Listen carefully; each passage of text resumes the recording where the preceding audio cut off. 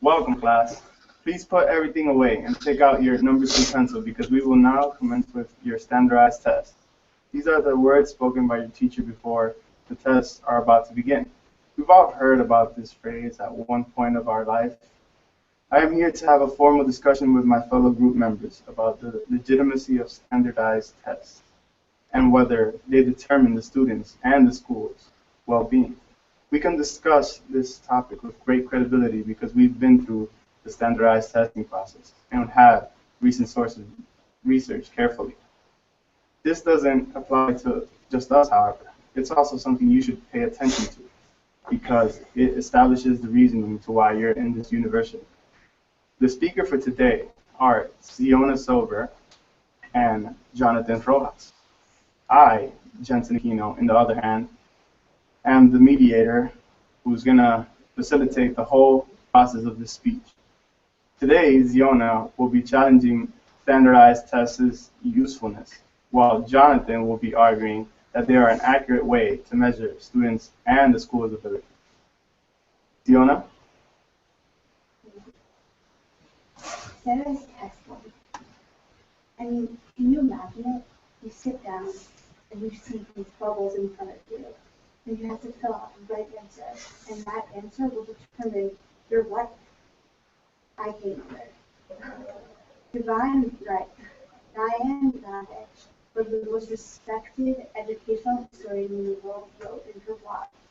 Because we are teaching children, every question has 4 possible answers, 1 which is right and 3 which is wrong. Standardized tests teach students the wrong message. They categorize things.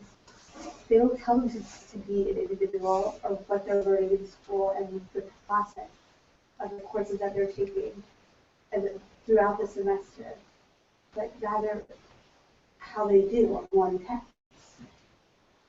Standardized tests teach kids to memorize rather than give them resources to learn for future and to apply to the real world.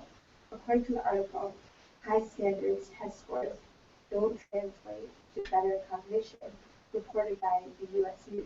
Standardized testing teaches students to focus on temporary memorization rather than learning and retaining skills for the future. Would you want your whole life to be determined by a bubble on a page? Neither would I.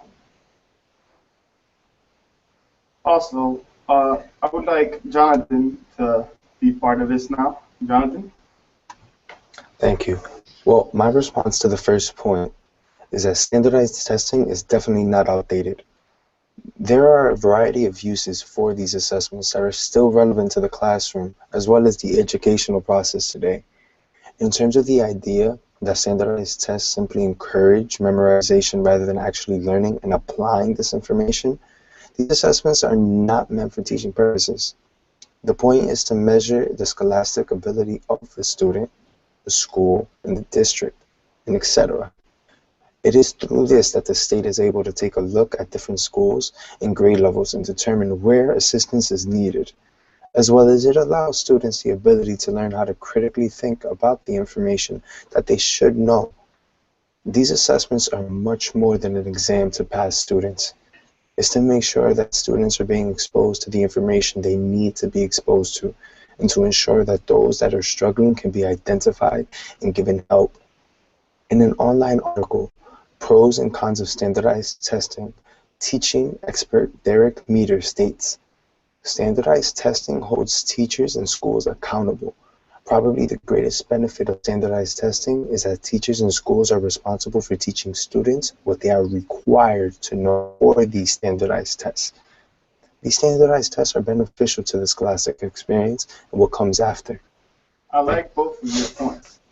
Ziona, you make a good point, and also John. Ziona, can you explain your second point then? You made some great points. But don't you believe that, you said that you'll make sure that teachers are up to a certain status quo and up to a certain level, but it also kind of seemed like a way to cut teachers out by saying that this one test determines whether a school is up to par or not is a little bit unnecessary and drastic. I believe that there are better methods than just one test. I believe that we can have a sample testing even of small amounts of students in different districts, or record a student's progress over a year through technology. I mean, we use technology every day. Why can't we record their daily activity as opposed to one test to the masses at the end of the year? Exactly, exactly. Good point. Jonathan, what's your point?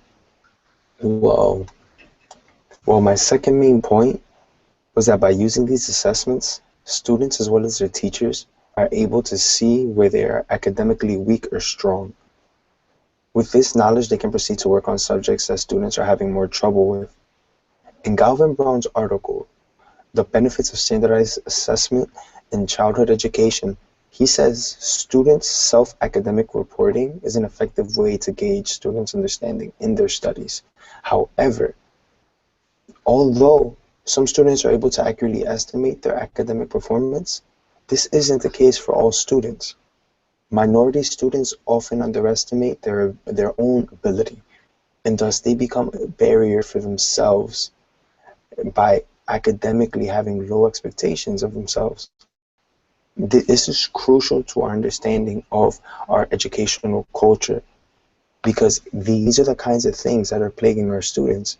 Therefore, by using these standardized assessments, we can show that these students exactly where it is that they're lacking and where it is that they are strong, so that it gives them that confidence and that drive to work on those areas that they're struggling in, as well as be proud of their achievement and how far they've come in their academic ability.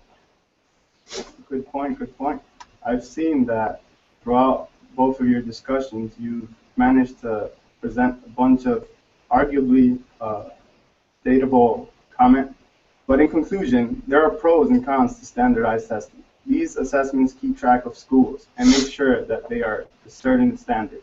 However, there is a question of whether these tests are an accurate recording or of students' ability. So the next time you take a standardized test, think about whether it should determine your future or whether your grade is just being scaled to make you look better. This has been the work study cited page, and I'd like to give thanks to the audience, and so does Ziona and Jonathan. And this has been our presentation. Thank you.